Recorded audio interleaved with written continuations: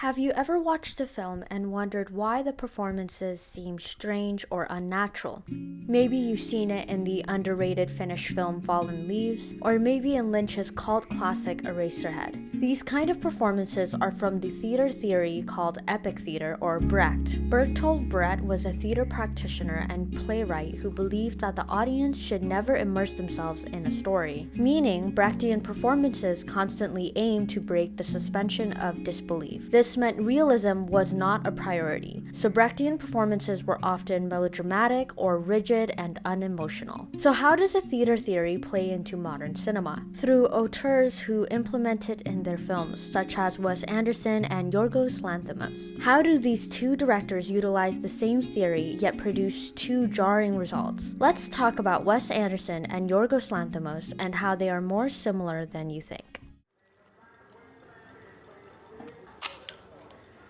You took a picture of me. Uh-huh. Why?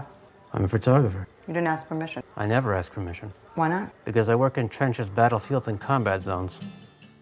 Wes Anderson's undeniably distinct style is called formalism. It is a movement that prioritizes the film's visual to express its themes. Given their focus on visuals, the performances tend to lean towards the less realistic side, which explains why characters are portrayed in a weird, emotionless way, mimicking the Brechtian experience. In the Grand Budapest Hotel, Anderson deviates from Brecht's intention.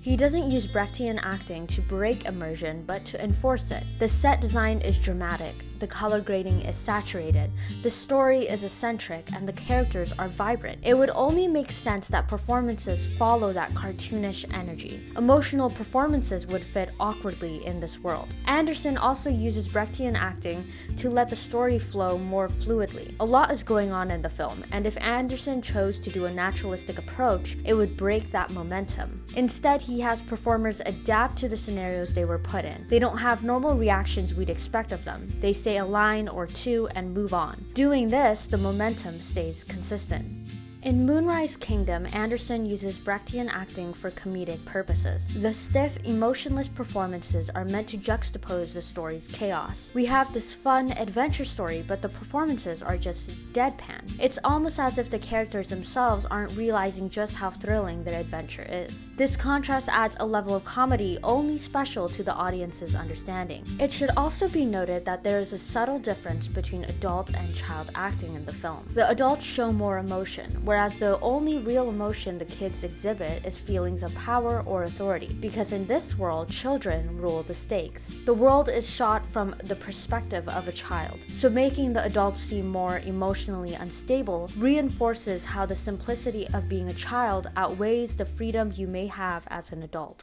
To discover, and your sad face makes me discover angry feelings for you.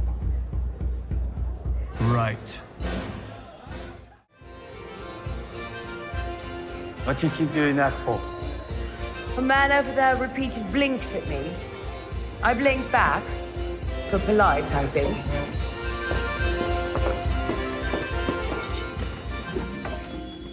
While Anderson is bright, comedic, Lanthimos is dark and bleak. Lanthimos' main artistic style is black comedy. This means all his narratives are satirical stories masked by dark themes, often featuring violence. The reason why Lanthimos' comedy and ghastly topics work so well is because of the lack of emotion in the performances. The Brechtian approach that Lanthimos actors embody is what creates that hysterical nature.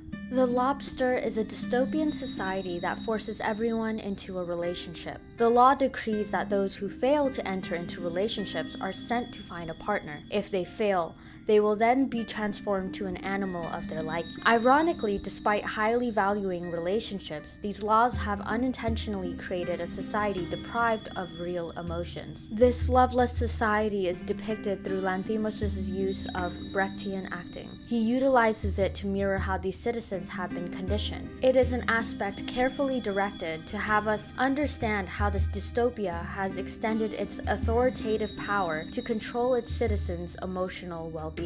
Lanthimos takes grief to a horrific level in the killing of a sacred deer. Barry's inhumane, lifeless performance of Martin accentuates the evil that towers over the story. Lanthimos has all his other characters have specific personality traits that define them. Martin's mother is promiscuous, Kim Murphy is a young girl desperate for attention, Stephen Murphy is a workaholic, and so on. These distinguishing personalities add a level of humanity to these characters. Martin's character, on the other hand, shows no personality. Filled with grief and his blunt honesty, Barry's Brechtian performance of Martin is a mirror of the evil that haunts the story. Despite both directors using this technique for the same intention, the results are vastly different. Anderson's use is light, comical, and comforting. Lanthimos is evil, somber, and disturbing. Anderson and Lanthimos' use of this tactic across their contrasting filmographies show us how standardized conventions can apply to a range of stories. While Brechtian acting was used to take the audience out of the story world, Lanthimos and Anderson uses it to immerse us even more. The use of Brechtian acting in Anderson and Lanthimos films is a great example of taking concepts of our history and breaking those rules as suitable to your story. They remind us the importance of understanding the rules to break them.